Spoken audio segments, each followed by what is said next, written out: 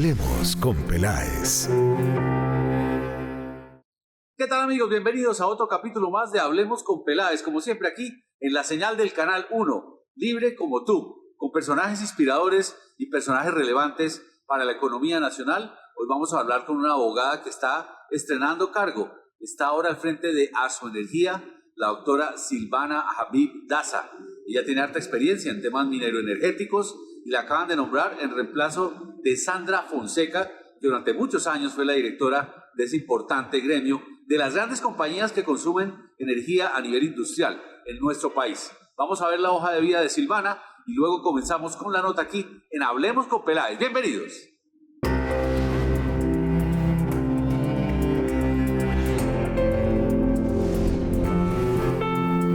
Hablemos con Peláez. Bueno, Georgina, muchísimas gracias por invitarme a tu programa. Yo soy abogada de la Universidad de Santo Tomás, especialista en gestión pública de instituciones administrativas de la Universidad de los Andes y con un máster en Derecho de la Empresa y Negocios Internacionales de la Universidad de Ávila de España. Yo llevo más de 18 años de experiencia en cargos de dirección de entidades privadas y públicas, sobre todo especializada en la gestión de estratégica de proyectos del sector minero energético, todo lo que tiene que ver con darle viabilidad a esos proyectos, el tema de relacionamiento con los diferentes grupos de interés y también especialidad en lo que es todo lo corporativo, el gobierno corporativo y de buenas prácticas. He trabajado en la Presidencia de la República y estuve como directora para el sector privado 3 años, tuve casi 5 años de presidente de la Agencia Nacional de Minería, luego estuve como vicepresidente de Operación y Sostenibilidad en el gremio de Oil and Gas y también he participado en juntas directivas del sector financiero y energético. Ivana, llega un momento crítico a esta asociación porque todo el mundo habla de los problemas que tiene la matriz energética y algunos analistas lo han llamado la tormenta perfecta. ¿Qué quiere decir tormenta perfecta, Silvana? ¿Y cómo se mete usted como en ese carrusel de situaciones que muchas no tienen control? Sí, eso me lo han preguntado y primero tengo que decir que por mi experiencia y por lo que he estado en el sector energético, eso me movió a aceptar este cargo. Y la tormenta perfecta es aquello donde están esas condiciones que vemos inconvenientes o que vemos que generan riesgo a la garantía, a la seguridad energética. Y un país se mueve con energía. Entonces, ¿qué tiene todo esto? Tiene algo de bueno siempre y es que estar en esa tormenta perfecta pone al tema energético como primer punto en la conversación del país. Y desde el gremio Asoenergía jugamos un papel muy, muy importante porque somos la voz técnica de la demanda, es decir, de los consumidores, que en el caso de Asoenergía son los consumidores de la industria y del comercio. Y es una voz que quiere ser una voz que se anticipe a las coyunturas o que analice esas coyunturas del sector energético para que se presentan en el sistema energético, para que esas soluciones no sean superficiales, o sea, no se ataquen solo lo que vemos ahorita, todas esas causas inmediatas, sino que se dé una solución integral. ¿Qué quiere decir? Por ejemplo, en esta tormenta perfecta, la voz de Asoenergía busca principalmente que se dé un crecimiento, una expansión del sistema energético, pero con una oferta real y que se aprovechen los recursos eficientes que tiene el país. ¿Qué quiere decir en términos sencillos? Que tengamos disponible toda la energía que se requiera, que aumente la oferta. ¿Y esto qué garantiza? Competitividad, porque hay mejores precios y que el país se siga moviendo. Su energía, por lo general, en los medios y las personas del sector lo ven como una organización de empresas con perfil técnico, pero ustedes también han hecho una cantidad de cosas de responsabilidad social. Hablemos un poco, primero, quiénes integran a su energía y cuál es digamos, el mayor activo que les pueden estar entregando a la sociedad como agremiación. Sí. Voy a empezar, sí, por el compromiso de la industria con los ciudadanos. Sí. El compromiso de la industria es que el país no se detenga. ¿Y eso por qué? Porque detrás de cada empresa que opera hay empleo, producción y acceso a bienes básicos, a bienes y servicios básicos. Y por eso cuando se habla y cuando lo digo de que haya una energía suficiente y competitiva, no es un tema técnico, es un tema social. ¿Y por qué? Porque si se para, o sea, mejor dicho, si falta la energía, más que todo, si falta la energía o se encarece, eso puede que no tenga un efecto inmediato, pero sí progresivo. ¿Y en qué se traduce? Para que el ciudadano entienda, se traduce en menos empleo, más costos de producción y mayor inflación. Entonces, por eso es que desde Asoenergía y las empresas que la integran, que son las empresas, las cementeras, las mineras, los de agregados básicos, los de agregados, las papeleras, es un sector que mueve el país. Por eso es que busca que el sistema energético no sea un sistema robusto y preventivo, que se anticipe a los riesgos, y que vele precisamente por tener esa oferta de energía firme. Que no solamente se sepa del sistema energético cuando haya crisis, sino que permanentemente esté planeando y pensando en que el país se mueve con energía. Silvana, uno de los temas más difíciles de la matriz energética y de lo que se ha venido hablando durante todo este gobierno es el impacto que tiene sobre los hogares y sobre la industria que usted representa, el tema del gas, los precios, las regasificadoras, la importación de gas. Es decir, se volvió un drama hablar de gas en Colombia y principalmente compañías como Ecopetrol y otras, pues han visto cómo las condiciones de mercado internacional han cambiado y creo que ustedes tienen un mensaje ahí importante para el país. Al respecto del tema del gas, ¿cuál es el panorama? Sí, estamos ante un panorama crítico, pero yo diría muy retador, muy retador. Y por dos factores, es el abastecimiento y el precio del energético. ¿Y por qué lo digo? Porque estamos en estos momentos con señales de escasez, dificultades en la contratación de ese gas y precios altos. Entonces, hablemos de la industria, que Asoenergía lo que representa. Y les voy a poner con un dato importante, y es que la demanda ha caído, y una cifra ha caído desde septiembre de 2025 a febrero de 2026 en un 35% en el interior del país y en un 26% en todo el país. ¿Y esto qué quiere decir, Lorena? No es que las empresas estén siendo más eficientes, ahorrando energía, no, no. Es que han migrado a otros energéticos, o más costosos o más contaminantes. Y esto afecta la competitividad y la transición energética. Y esto no es una buena noticia para el sector de gas, porque eso quiere decir que se está migrando a otros, se está destruyendo la demanda y se migran a otros energéticos, a otros energéticos porque las empresas no pueden parar. Entonces, ¿qué se necesita? ¿Y por qué estamos así? Primero porque ya no tenemos, ya no dependemos de la oferta nacional, sino de importar gas.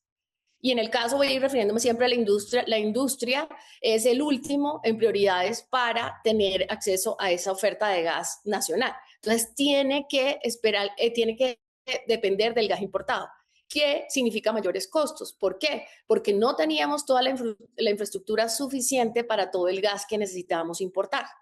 Entonces, eso encarece porque se necesita hacer más eficiente el transporte, tener infraestructura por varios puertos, y eso ha hecho que se encarezca. ¿Y por qué dice que por qué todo el mundo está hablando de gas? Y ¿por qué? Porque tenemos recursos suficientes en el país para desarrollar el gas. Entonces, se paró la exploración de nuevos contratos, dependen de lo que están, que avancen. Eso tiene muchos trámites que se necesitan agotar, ambientales, consultas previas, y no todos llegan en tiempo cuando se necesite. Entonces, ¿en qué estamos dependiendo ahorita? Que se amplíe la infraestructura para importar gas, ¿sí? Que solamente tenemos una por ahora, que es la planta de SPEC en Cartagena, y con eso, y con el proyecto que anunció Ecopetrol del Pacífico, esa regasificadora, eso tiene que estar listo para el 2027. Para el 2028 todos cruzamos los dedos para que entren otras infraestructuras para importar gas regasificadoras, que son las de Ballenas, Coveñas y Amazónica, que se habla de eso. Y lo más importante, estamos cruzando los dedos para que en el 2032 entre Sirius, que es el proyecto de gas offshore, que eso sí tiene abundantes recursos y podría cubrir hasta el 45% de la demanda con gas nacional. Entonces, ¿qué quiere decir eso? ¿Qué pasa ahí, Jorge Hernán? Que todo está entrando como cuando uno tiene una hoja de ruta crítica que nada se puede demorar. Entonces, sí, tenemos un riesgo que se afecte la confiabilidad del sector energético, porque al no tener ese gas confiable, ¿sí?, y suficiente, ¿qué pasa? Las empresas no pueden planear, no pueden expandirse con esa seguridad porque dependen de tener el energético. Entonces lo que hacen, o acuden a otro energético que es más costoso. ¿Y eso en qué se traduce? En que bajan inversiones, se aumentan los costos de producción y el país no puede darse ese lujo de perder competitividad. Entonces el mensaje que daría es que ya las acciones están, lo que hay que hacer para que aumentemos la oferta de gas y hay que ejecutarlas en el tiempo que es. Silvana, estamos a pocos días de cambio de gobierno y el próximo gobierno, no importa quién sea, va a tener que desarrollar una política pública alrededor de la energía. Seguramente habrá nombramientos diferentes en la CREG y en las otras instancias del Estado, en donde uno por lo general siempre ve es a EPM, a las empresas que generan la energía, pero poco se le da espacio a ustedes, a los que la consumen, a los que la demandan. ¿Cuál sería como su principal objetivo con el siguiente gobierno para que ustedes también estén en esa prioridad? Me gusta mucho que me hagas esta pregunta porque hoy, los grandes consumidores están teniendo una voz más activa y desde Asoenergía estamos participando en todos los espacios técnicos y regulatorios. ¿Y quiénes están en esos espacios? Está la CREC, el Ministerio de Minas, la Superservicios, la UCME, y también participamos en los espacios que tiene el Congreso. ¿Por qué? Porque ahí aportamos propuestas concretas para mejorar el suministro y la competitividad. Pero yo creo que lo clave y lo bueno para el nuevo gobierno es un cambio clave, y es que la demanda haga parte de las decisiones que se tomen en el sector energético. ¿Y por qué?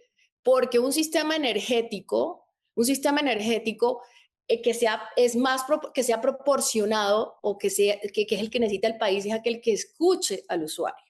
Y así vamos a tener un sistema más confiable, más sostenible y más eficiente. Entonces yo creo que Asoenergía está preparado para trabajar con el nuevo gobierno y los diferentes actores y mostrarle cómo necesita la voz de los usuarios para que ese sistema sea proporcionado, confiable, eficiente y sostenible.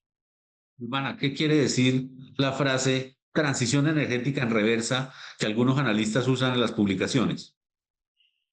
Eh, Sí, y yo creo que lo estamos viendo. ¿En qué sentido? Siempre hay que pensar que Colombia, eso se habla en muchas discusiones porque desde hace los últimos años ese es el tema, la transición energética. Pero la transición energética, lo importante es que se adecue al país, a los recursos del país, a las necesidades del país, y que sea ordenada.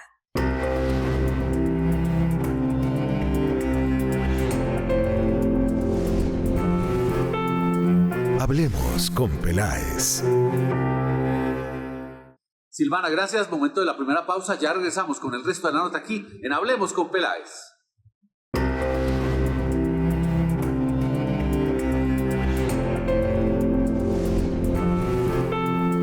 Hablemos con Peláez.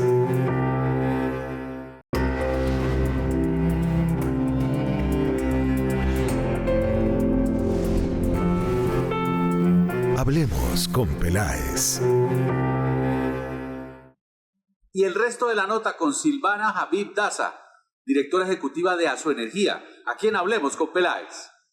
Sí, y yo creo que lo estamos viendo. ¿En qué sentido?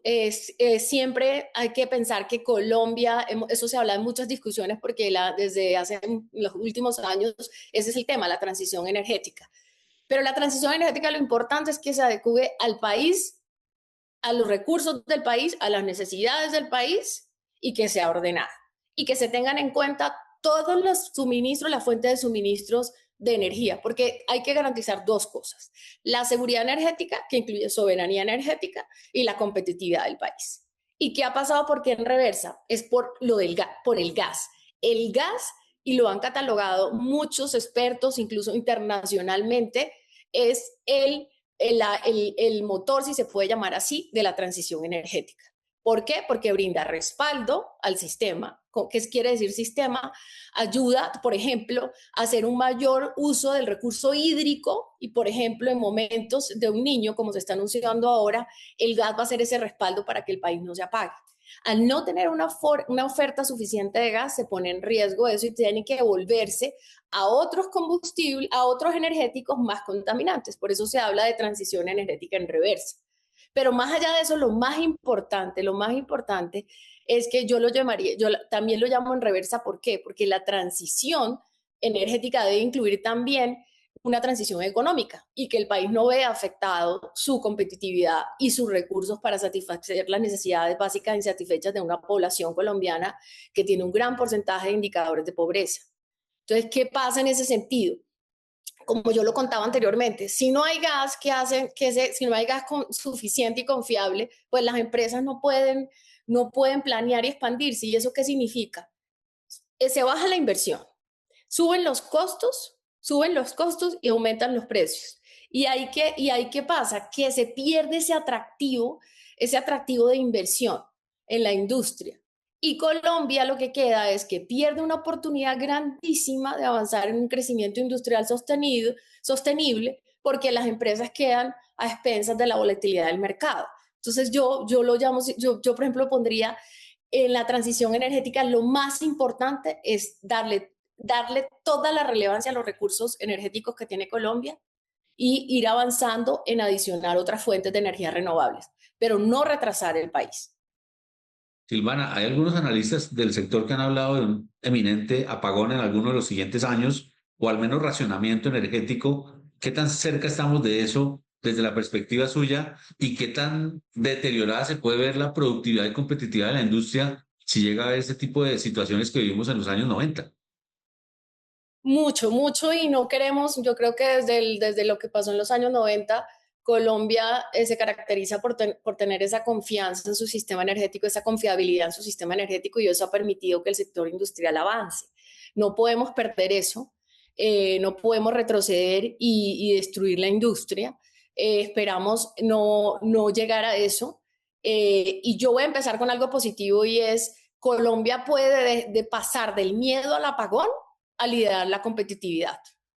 Y se necesitan tres cosas: aumentar confiabilidad, suficiencia y y costos eficientes, ¿sí? En la oferta. Y con eso Colombia tiene todo, Jorge Hernán, todo para liderar, para ser el país más competitivo en energía de la región. ¿Por qué? Porque tiene muchos recursos energéticos, tiene recursos de gas, que eso nos va a ayudar a avanzar en la industrialización del país. ¿Qué se necesita? Y eso el nuevo gobierno lo tiene que ver: decisiones en ejecutar la hoja de ruta que ya está. Entonces yo creo que si tenemos todo como está planeado en tiempos, Colombia puede pasar de eso, del miedo al apagón, a, a liderar la competitividad. ¿Qué pasa ahora? Nos estamos preparando porque, como se ha visto las proyecciones, se puede dar un niño bien fuerte. Dicen que el más fuerte del último siglo, en el siglo, pero en este caso las empresas, la industria también. Yo creo que parte de lo que estamos viendo es cómo podemos ayudar para que este sistema no sea reactivo, sino preventivo, y somos parte de la solución. Por ejemplo, en momentos de crisis como esto, para aliviar el sistema, las empresas pueden aportar autogeneración y eficiencia energética para precisamente ayudar a aliviar el sistema. Y están también el gas de respaldo, las térmicas, que han ayudado en estos fenómenos de Niño. Pero creo que no podemos, Jorge Hernán, tener un sistema que viva respondiendo a las crisis, sino un sistema planeado y que permita aprovechar de manera eficiente los recursos energéticos que tiene Colombia. Silvana, muchas gracias. El resto de la nota la pueden ver en nuestra página, canal1.com.co. Llega el momento de la segunda pausa. Ya volvemos.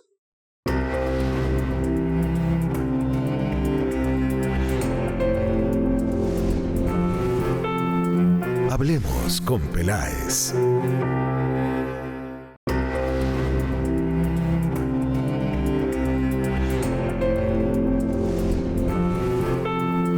Hablemos con Peláez. Siempre traemos personajes inspiradores como Luis, que nos va a contar una historia impresionante y tiene que ver con pilates y con coaching y una cantidad de cosas que hace Luis. Bueno, es cocinero también.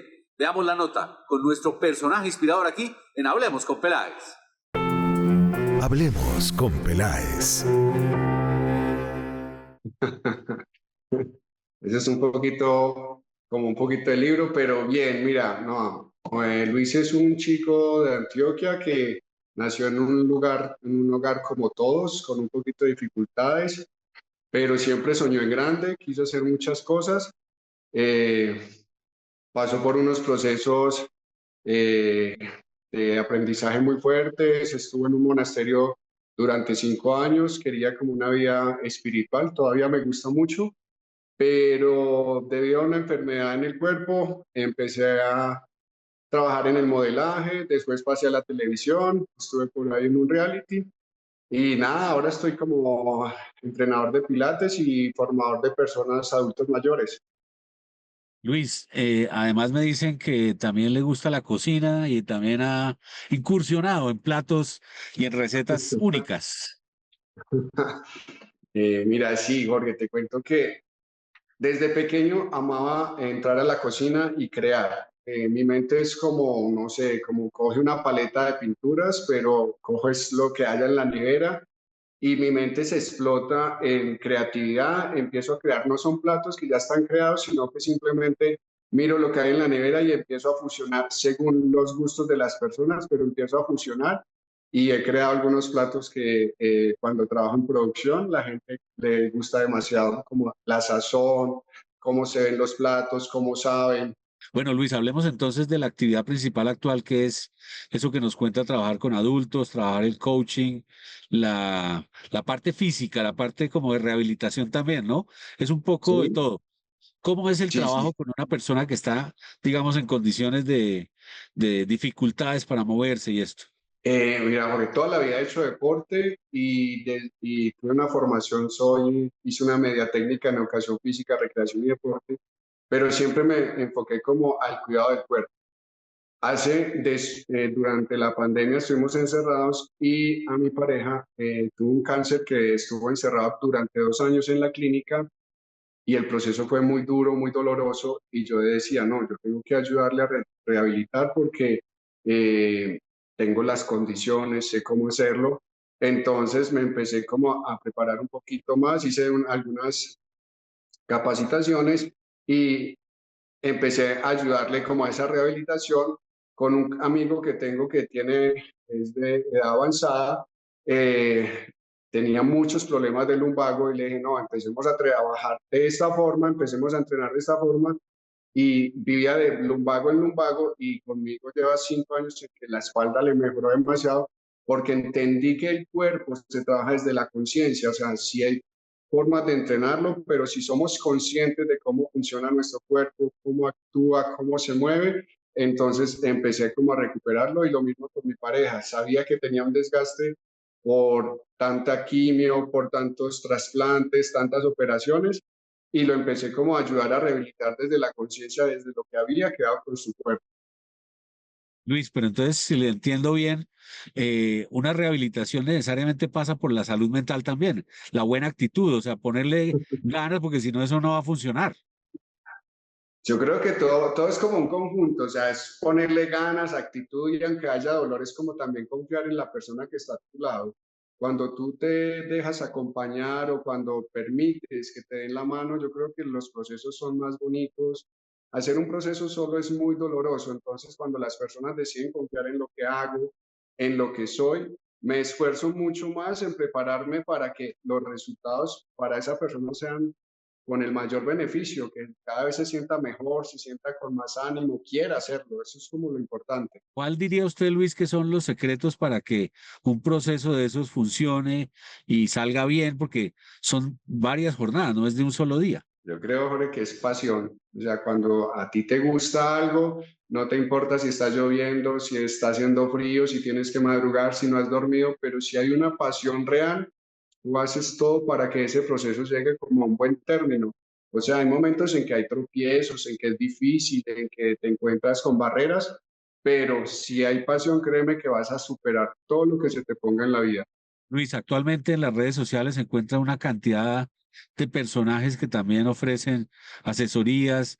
Es difícil saber quiénes tienen los certificados, quiénes tienen los estudios. A usted también me imagino que la gente le pregunta eso, ¿no? Eso es complicado, es complejo, porque muchas personas tienen una formación más empírica que técnica o que han hecho un estudio universitario, entonces van encontrando como un camino.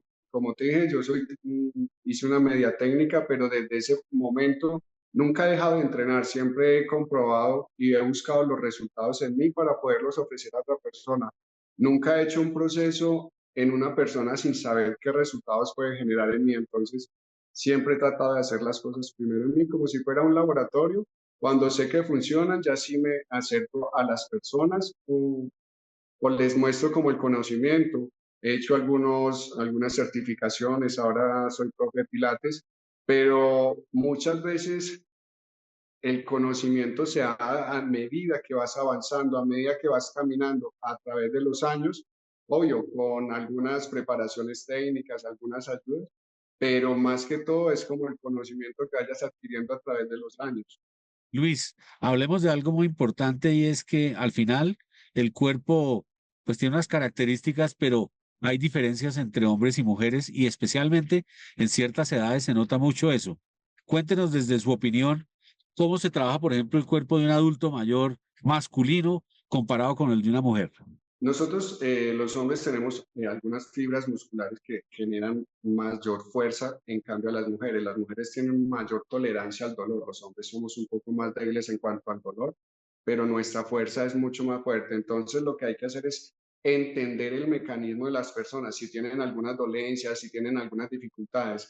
Cuando tú entiendes eso, ya te enfocas en que las mujeres, depende, pues hay mujeres que les gustan cuerpos grandes, pero cuando son mujeres que quieren un cuerpo más delicado, más definido. Entonces uno lo que hace es meterles a las niñas menos cargas, pero con trabajos más prolongados, a los hombres cargas más altas, depende como lo que quieran buscar, pero si es como para mantener el cuerpo, mantener un buen estado, que tenga una buena estabilidad, yo creo que los ejercicios podrían ser muy a la par, porque adultos mayores ya uno no busca como masa muscular, como nada, sino como una muy buena calidad de vida.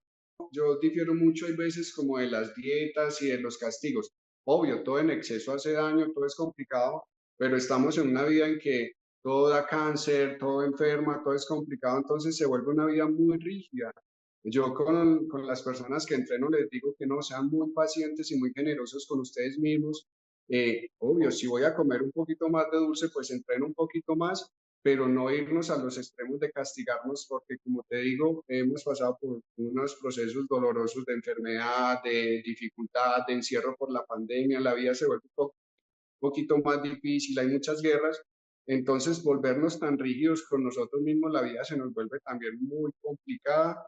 Entonces yo con la parte de la dieta, obvio hay que cuidarse, hay que ser responsable, pero si te excedes en un poquito un día, pues al otro día no lo haces, pero haces un poquito más de ejercicio. Luis, gracias, mucha suerte. La nota completa con Luis la pueden ver en nuestra página, canal1.com.co. Pausa, ya venimos.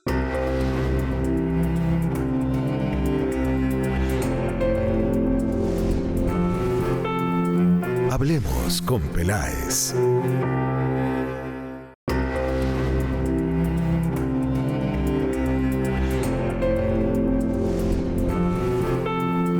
Hablemos con Peláez. Llega Juliana Duque con sus historias solidarias. En esta ocasión nos cuenta la historia de una organización que está trabajando para la educación de los niños. Juliana, bienvenida. ¿Cuál es la historia de hoy? Hablemos con Peláez. Hola Jorge, bienvenidos a este espacio de Noticias Positivas. Hoy quiero hablarles de una plataforma digital que está cambiando la vida de los niños en Colombia. Se trata de un nuevo programa en donde a través del juego le brindan diferentes herramientas a los niños para fortalecer su autoestima. Se trata de Tiny Roots. Hablemos con Peláez. Hola Juliana, muchas gracias por la invitación. Bueno, hoy más que nunca es fundamental trabajar la autoestima de los niños desde pequeños. Desde los 0 a los 6 años es donde se construyen los cimientos de absolutamente todo. Hoy en día los niños están viviendo mucho más de lo que creemos. Están viendo emociones más intensas, cambios rápidos, expectativas más altas y muchas veces no tienen las herramientas para procesar todo eso. Por eso nace Tiny Roots como un espacio que acompaña no solamente al niño, sino al adulto también, para darle herramientas para transitar todo esto y formar una autoestima y un carácter sólido. Cuando un niño se conoce emocionalmente y tiene herramientas para transitar esas emociones, todo cambia. Se vuelve más seguro de sí mismo, más tranquilo, capaz de manejar la frustración, de relacionarse con otros, incluso de tomar decisiones desde quién es y poniendo límites sanos. En este proceso, los papás y los cuidadores son clave. No se trata de hacerlo todo perfecto, se trata de acompañar, de validar y sobre todo de modelar, porque los niños aprenden mucho más de lo que ven, no tanto de lo que le dice, más de a lo que están expuestos. Lo más valioso que un niño se lleva de esta experiencia es una base interna sólida, que va a entender: yo sé quién soy, yo puedo manejar lo que siento y estoy bien siendo yo.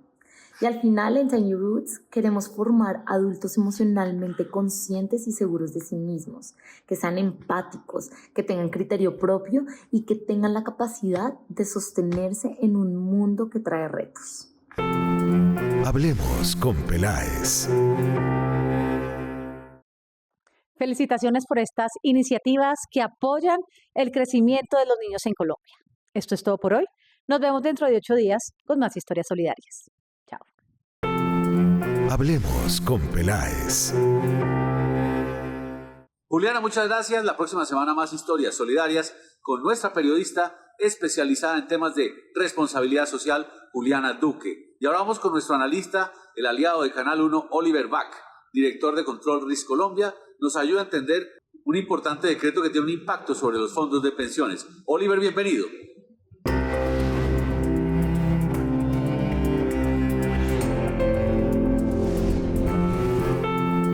Hablemos con Peláez. Hola, soy Oliver Bach, soy el gerente general de la compañía Control Risks para la región andina. Vamos a hablar hoy en el timón de la política de este nuevo decreto que pasó el presidente Gustavo Petro. Básicamente esto ya se veía venir, limitando la cantidad de fondos que los fondos de pensiones privados, las AFP, pueden invertir en el exterior. Hoy en día la cifra está por encima del 48% de los dineros que manejan se invierten en el exterior. A futuro el gobierno pretende bajar esa cifra a alrededor del primero el 35% y después al 30%.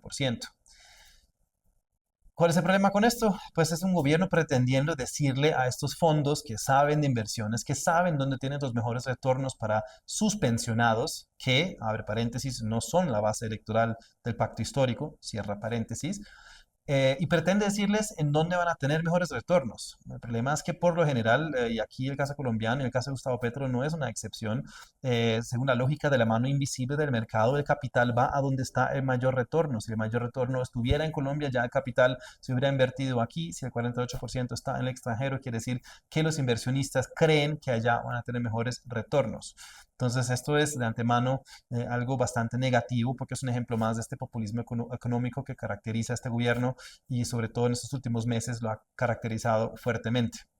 Creo que el impacto electoral de este decreto todavía está por verse. Nuevamente, los afectados no son la base del pacto histórico. Si algo, creo que esto es otra estrategia más para polarizar el entorno político de cara sobre todo a la primera vuelta, donde al candidato Cepeda y al pacto le conviene un entorno polarizado. Según ellos, ojalá los votantes se van hacia los extremos del espectro político para en una segunda vuelta tener un enfrentamiento entre Iván Cepeda y Abelardo de la Espriella, donde la izquierda cree al menos tener mayores probabilidades de éxito. Eso simplemente es un ejemplo más y creo que vamos a tener que estar atentos a varios otros ejemplos de este populismo económico en las próximas semanas. Oliver, muchas gracias. La nota con Oliver la pueden ver completa en nuestra página canal1.com.co. Otra pausa, ya regresamos.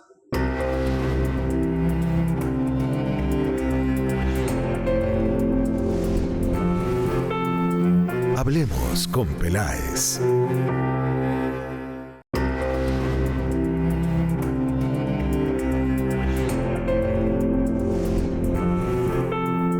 Hablemos con Peláez. Siempre con personajes inspiradores. La verdad es que hoy, ya con una semana completa de Feria del Libro, hemos visto muchos autores interesantes en Corferias. El país invitado es India. Vean la siguiente, es una especialista en medicina que trae una historia impresionante. Luisa, cuéntenos usted la historia de su libro, adelante.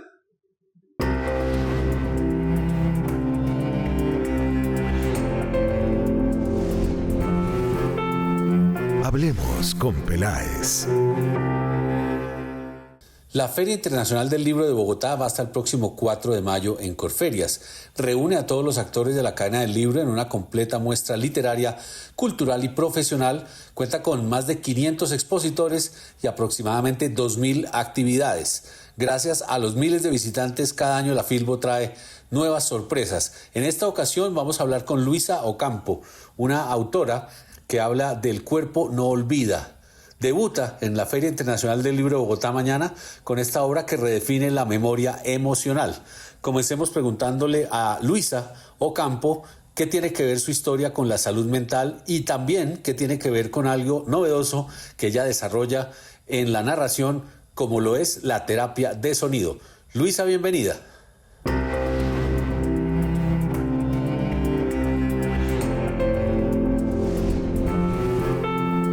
Hablemos con Peláez. Muchas gracias, Jorge, por el espacio.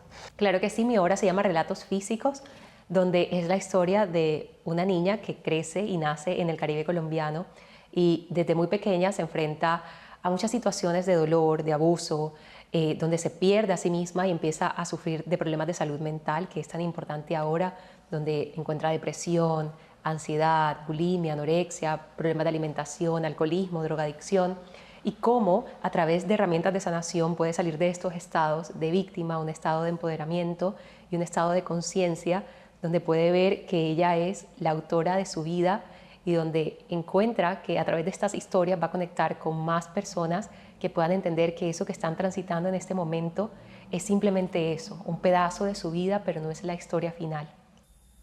Luisa, viene la Filbo 2026, cuéntenos por favor de su obra. ¿Es una historia que viene de la vida real o es una historia que viene de la ficción? Es una novela que tiene un poco de las dos, están incluidas muchas personas de mi vida y no quería meter a nadie en problemas o que se sientan aludidos, entonces simplemente los nombres han sido cambiados y algunas cosas han sido modificadas para el bien y la armonía de todos. La salud mental, eres experta en sonido. ¿Qué relación hay entre la terapia de sonido y la gente que tiene problemas de salud mental? Claro que sí, las terapias de sonido son increíbles porque se hacen a través de varios instrumentos y lo que hacen los instrumentos es tener acceso a unas frecuencias muchísimo más altas que van a frecuenciar tu cuerpo y de esta manera van a recetar tu sistema nervioso. Entonces, si en algún momento te estás sintiendo inseguro, en estado de supervivencia, las frecuencias de los instrumentos van a calmar eso para que tu trauma pueda salir poco a poco y para que te sientas seguro de poder expresar de cómo te sientes, de poder pasar la página y además de eso te llevan a profundos estados de meditación donde también entiendes que la vida te está pasando, sí, pero también puedes ser el observador de la vida. Entonces, que eres un ser humano autoconsciente y que a través de esa autoconciencia no eres simplemente tus pensamientos, sino que los puedes observar. Y al observarlos hay mucho más acceso para tu vida, para tener una vida más armoniosa y para poder recuperarte de cualquier que sea esa enfermedad que estás pasando, depresión, ansiedad o si eres una persona neurodivergente. Entonces son espacios ideales para personas con problemas de salud mental, que en realidad somos todos porque estamos totalmente bombardeados por redes sociales, vivimos en una sociedad hiperconsumista y estamos en estos estados de comparación continua donde creemos que somos lo que hacemos, pero en realidad vamos a estar enfocados más en lo que somos. Y cuando encuentras valor y amor en lo que eres, ya el hacer es un complemento y no es eso que dicta cuánto vales. Hoy hay muchos charlatanes vendehumos en las redes sociales. Cuéntenos cuál ha sido su nivel de estudios en detalle, Luisa. Claro que sí. Realmente todo lo que comparto es cosas que me han servido a mí. A través de la historia se van a dar cuenta, historias de violación, historias de abuso. Entonces, ¿cómo te recuperas de ese episodio en tu vida y cómo transitas una vida más armoniosa? Por lo cual estudié constelaciones familiares, estudié terapia de respuesta espiritual, soy maestra de yoga, maestra de Reiki, maestra de meditación, estudié Sound Healing, estudié también Life Coach, Spiritual Coach, Hypnotherapist. Entonces, todas esas cosas las estudié precisamente para mí. Y en el momento en que me sentí en plena coherencia y que yo puedo compartir desde un lugar de armonía, de verdad interior, de integridad, entonces por eso comparto lo que comparto. Mucha gente viene a mis sesiones y es como, ok, voy a un psiquiatra y quizás el psiquiatra nunca se ha sentido deprimido y entonces él no entiende lo que siento, pero yo he estado ahí. Mi comunidad también son muchas mujeres que han sufrido abuso, violaciones, entonces vienen porque yo he transitado y sé el dolor que hay dentro de ellas. Entonces es una experiencia somática, te hablo de un lugar de experiencia, no de un lugar de, aprendí esto y la tesis dice esto. Aquí, más allá de los libros, es encarnado, es un movimiento encarnado y somático. Luisa, y para quienes han sufrido abuso y no han encontrado sanación, ¿qué se puede recomendar como una primera herramienta? Que no van a estar toda la vida mal, primero que todo, que pueden observar desde otro lugar. Importante sentir sus emociones, si hay rabia, si hay dolor, no minimizarlo, entender que pasaron por una experiencia traumática y es importante que lo hablen, que lo comuniquen y a partir de ahí entonces buscar, dependiendo, pueden leer el libro, qué terapia de sanación o qué terapia en realidad les podría ayudar precisamente a ustedes. Es un proceso, son muchas capas, los humanos somos muy complejos, tenemos un cuerpo animal y tenemos un consciente, un subconsciente y un inconsciente, entonces hay demasiada información por trabajar y con toda esta información que no se sobrecarguen y que no crean que es una carrera de quiero hacerlo todo ya, sino que es un paso a paso, entre más cariñosos, más amorosos sean con ustedes, mejor, porque si hay abuso afuera, quizás se están abusando ustedes todos los días también. Entonces es volver a eso, a la conciencia y a la integridad. Voy a estar en Corferias, en la Feria del Libro, en el edificio E, en el stand 128. Va a ser el lanzamiento abril 26 a las 6 de la tarde. Claro que sí, mis redes sociales son by Luisa Ocampo y mi página web es luisanuevatierra.com. A ti, muchas gracias por este espacio para compartir.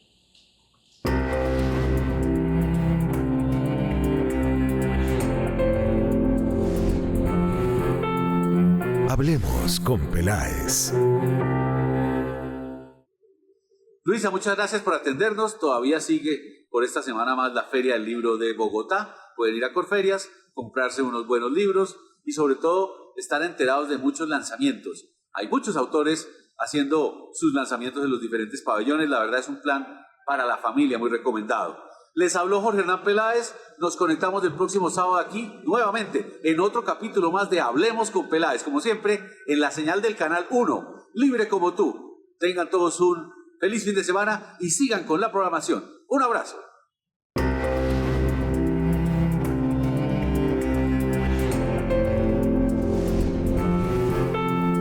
Hablemos con Peláez.